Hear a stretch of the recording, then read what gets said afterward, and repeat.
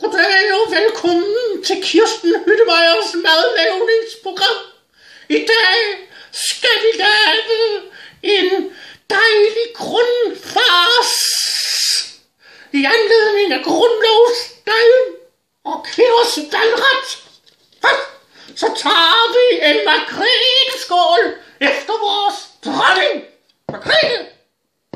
Og så tager vi lidt fløde. Mine øjne er ikke, hvad de har været, men masser af fløde skal vi have. Ja, og så lidt sukker er også godt. Ja, og så selvfølgelig noget mayonnaise af den fineste slags. Det er godt. Og så, hvor har jeg nu gjort af bilen? Så, lidt mere skal jeg.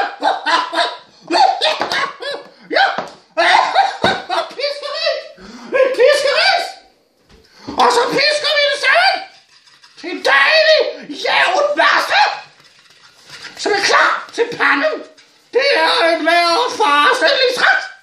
Her på fars dag på, det stemmer. Ja, og jeg kan selvfølgelig ikke nå os at lave det hele, så der